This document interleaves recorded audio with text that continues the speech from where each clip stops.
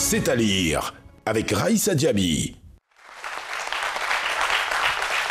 Alors, que dire qui n'a pas encore été dit sur ce plateau avec notre invité qui est la preuve vivante des bienfaits de la lecture dans la vie d'une personne.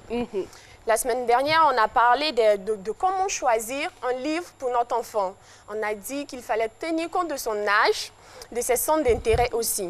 Aujourd'hui, je vais vous donner 5 bonnes raisons de faire une lecture à un enfant avant qu'il ne fasse dodo.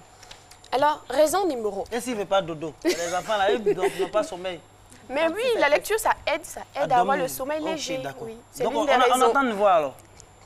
Alors, quel genre de lecture? La première raison, c'est que la lecture prépare l'enfant à l'apprentissage de l'écriture.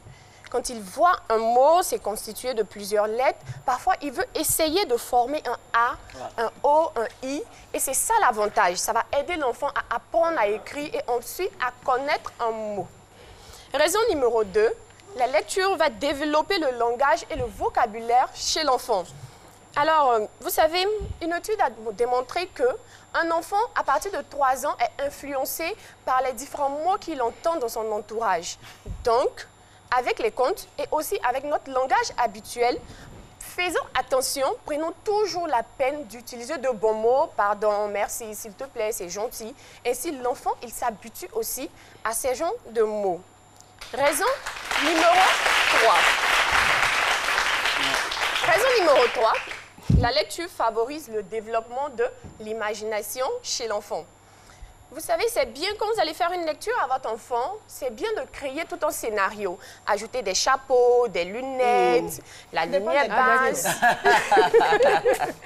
Ça va permettre à l'enfant de se plonger dans le scénario et de vivre une grande imagination. Il va se mettre dans la peau d'un personnage, il va vivre le film, le conte et ça va lui faire du bien.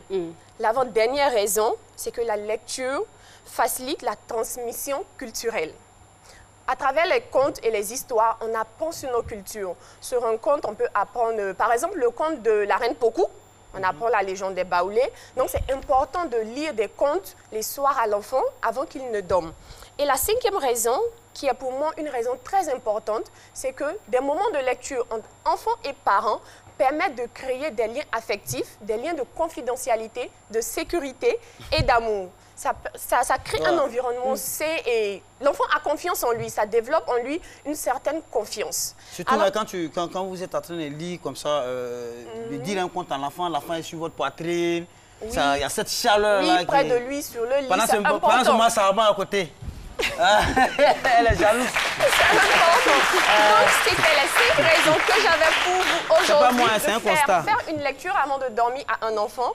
Avant de se laisser, vu qu'on est le dernier mercredi de l'année, j'ai un cadeau pour les tout petits. C'est Madame la Tortue et Autres Fables de Geneviève Monet que je propose à tous les enfants de lire. C'est mon cadeau de Noël pour vous. Merci. Et j'espère qu'on va se retrouver Super Radio en 2019 pour d'autres C'est à lire. Merci. Merci beaucoup. Merci.